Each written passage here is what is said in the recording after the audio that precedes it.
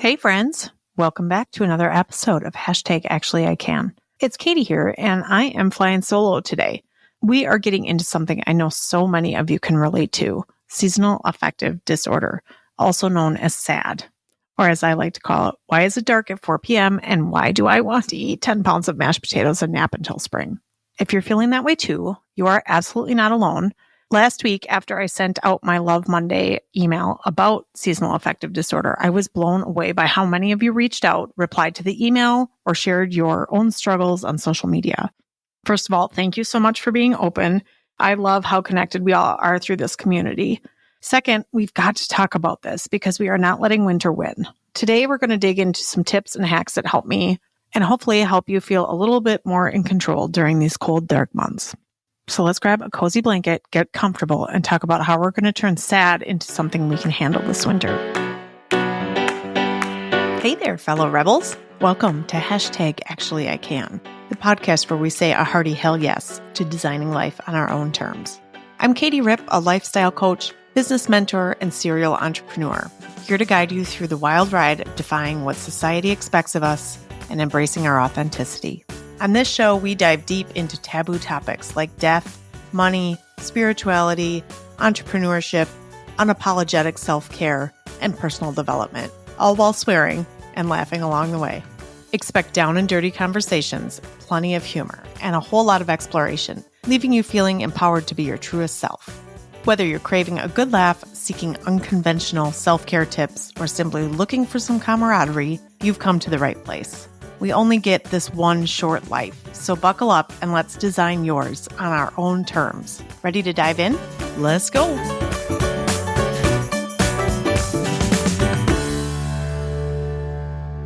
Okay, so before we dive into the tips, let's break down what exactly seasonal affective disorder is. SAD is a form of depression that typically hits during the fall and winter months, when the days get shorter and the sun goes on vacation without telling us, and everything outside turns sad and gray. It can make you feel more tired, more moody, and like your motivation has taken a nosedive into a cozy blanket fort where it refuses to come out.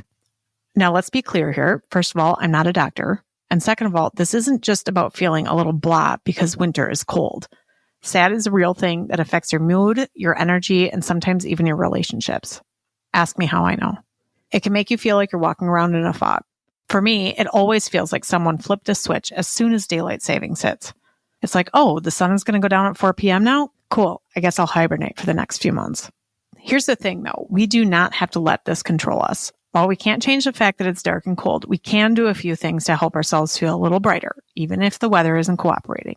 So let's get into my favorite tips and hacks for beating the winter blues. Hey there, listeners. It's Katie. I wanted to talk to you a little bit about the Female Founders Collective. I started this collective because I know firsthand how challenging it can be to build a business from the ground up. As female founders, we're balancing so much, our dreams, our families, our sanity, and it can feel pretty lonely out there. That's why the collective is all about real connection and support. We're a community of women who are sharing what works, what doesn't, and having each other's backs. So if you're looking for a network that truly gets it, come join us at the Female Founders Collective. We meet virtually every single Wednesday at noon Central Standard Time. It's always free. It will never be a charge. This is something that I am really passionate about. Come and join us. You can register by going to katierip.com. First things first, let's talk about light. If you're like me and you start feeling a little vampire-ish when the sun disappears, then light therapy is going to be your new best friend. I'm not talking about standing in front of a lamp and hoping for the best. I mean one of those light therapy boxes that basically tricks your brain into thinking you're sitting on a beach in July instead of bundled up in 12 layers by the window. I have one that I put on my desk. I got it a few years ago, and let me tell you, it's a total game changer. I sit in front of it while I'm working, sipping coffee, or when I'm journaling in the morning.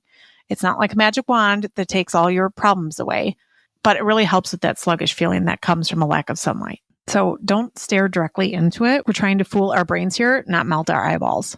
Keep it on while you do something else and let it work its magic. Now, I know I'm going to probably get burned at the stake here, but I also hit the tanning bed once a week for about 6 weeks, starting now. I wear sunscreen. It's minimal, but it makes me feel good. So I do it. But the light box is one of the easiest things I do during the winter. It's not super invasive or time consuming. Just set it up while you're doing something you're already doing and give yourself that extra boost of light your brain is craving. And trust me, after a few days, I promise you'll notice a difference. Tip number 2, move your body. Listen, I am the queen of not wanting to work out when it's cold. Who wants to get up and exercise when it's still dark out and your bed is basically hugging you? I get it. But here's the thing. Movement is one of the best things we can do to shake off that foggy, heavy feeling that comes with SAD. Now, I'm not saying you need to run a 5K in the snow. I mean, if that's your thing, go for it. But let's be real. I'm talking about small, manageable ways to get moving. Maybe it's a 10-minute walk outside during your lunch. Set your timer just to get some fresh air. Maybe it's dancing around your kitchen while you make dinner. Maybe it's just stretching or doing a quick yoga session at home. I try to set my timer for 10 minutes in the morning and just stretch. For me, I set a 10-minute timer. You know how much I love my egg timers.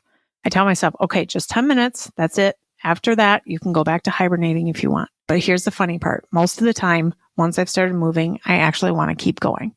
I might not want it to at first, but once those endorphins kick in, I'm like, okay, maybe winter isn't so bad.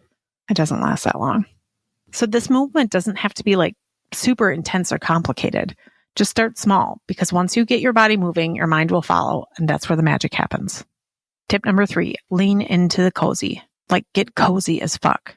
If we're going to be stuck in the cold, gray months, we might as well make it the coziest, most comforting experience possible.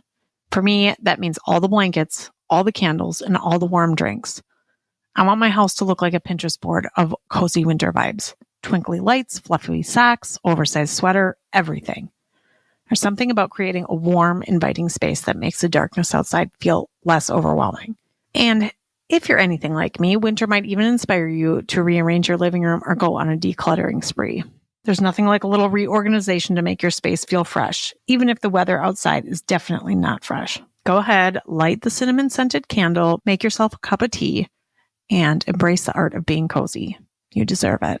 Tip number 4, stay warm, both inside and out. Winter has a way of chilling us to the bone. Do you ever have those times where you are so cold, you feel like chilled to the bone, even a hot shower can't do it? I feel like that most of the winter. One of my favorite ways to beat the cold is to go all out with my warm-up routine. I'm not talking about cozy blankets, although obviously those are a must. I'm talking about taking saunas, getting into a steam room, and even those magical hairdryer chairs. A couple of years ago, I bought one for my attic. It's how I dry my hair now. Sometimes I just sit under it with dry hair. If you can't get to a sauna or steam room, try turning your bathroom into its own little mini spa. Run a hot shower, let it steam up, and just relax. Even that little burst of heat can make your body feel like it's thawing out. And while we're on the topic of warmth, let's talk about good outerwear. I used to think, I'll just grab a cute jacket. It'll be fine. Spoiler alert, cute jackets don't always cut it. Now I go for function over fashion when it comes to winter gear. Find yourself a solid, well-insulated coat, a good pair of boots, and don't forget a gloves and hat. Trust me, being warm and cute is totally possible, but staying warm comes first. My friend Tara and I talk about it's coat in the house season. Like sometimes I never take off my coat after I get in the house. I leave my coat on until I go to bed. It's weird, but it works. Because when you're warm, everything just feels a little bit more bearable. So treat yourself with some cozy outerwear and maybe even a salon visit for the sake of soaking in that warmth under the hairdryer. Okay, let's talk about self-care. You know I love me some self-care. I know we throw this word around a lot, but in the winter, it's not just a luxury. It is absolutely essential. When SAD is making you feel sad, taking care of yourself is the best possible way to fight back. So for me, that means making time for the little things that lift me up. Might be a long hot bath at the end of the day or in the middle of the day. I've been known to do that. Reading a good book or even just taking time to slow down and journal. Self-care is all about tuning into what you actually need. Maybe it's a face mask and Netflix binge. Maybe it's 10 minutes of meditation in the morning. Whatever it is, give yourself permission to do it without guilt. One of my favorite self-care moves for the winter is hydration and skincare. I sound like a commercial here. I'm not trying to be. The cold can really dry out everything, including your skin and your mood. So I make sure to stay hydrated and treat myself to a little extra pampering with lotions and oils. Tip number 6, don't isolate yourself. I am the worst at this. It's tempting to go full hermit mode during the winter. I mean, the couch has always called me, and it's so much easier to stay in than brave the cold. But here's the thing, connection actually does matter, especially when sad is trying to make you feel like hiding away from the world. For me, this has been huge. I've realized that even when I don't feel like being social, reaching out to a friend or having a quick coffee date, even if it's virtual, like my Female Founders Collective, it can totally lift my spirits in a big way. We are social creatures, and sometimes just talking to someone, whether it's on the phone, a call, or reaching out to somebody by a text, can remind you that you're not alone in this. Even if you don't feel like getting dressed up and going out, make a point to connect with people. Trust me, it does make a difference. All right, tip number 7, check your mindset. Winter can make our inner dialogue get really negative really fast. You start thinking things like, why do I even bother? Nothing's going to get better. Or it's too cold out to do anything productive. Those thoughts are normal, but they don't have to run the show all the time. One thing that's helped me is journaling or setting intentions every morning.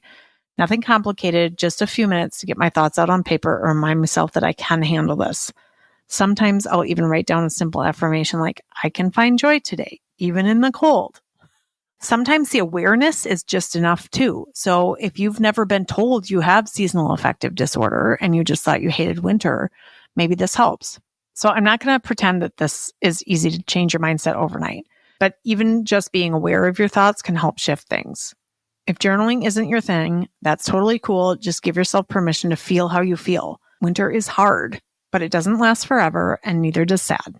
Okay, friends, we've covered a ton today, from light therapy to movement, embracing the cozy life, staying warm, practicing self-care, staying connected, and checking in with your mindset. These are the tools I use to make it through the winter months without letting sad take over. I promise you, you are not alone in this. We are all dealing with these seasonal shifts, but we don't have to let them steal our joy. With a few simple changes, we can navigate this season with a little more light, a little more laughter, and a whole lot of coziness.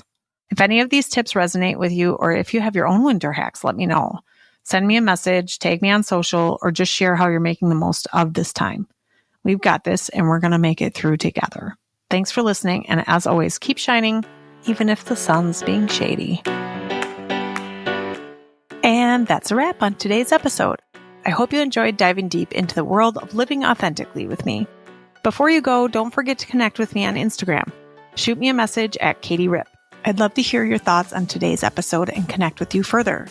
And remember, if you want more details on today's episode, or just want to explore more about designing your life unapologetically, head on over to my website at katierip.com. There, you'll find all the juicy details and resources you need to keep the inspiration flowing. Lastly, if you'd like to join me on the show, whether it's to tell about your experience of designing your own life, to share your expertise, or if you'd like to participate in lifestyle coaching live on air, don't hesitate to reach out. Your story could inspire countless others on their own path to living authentically.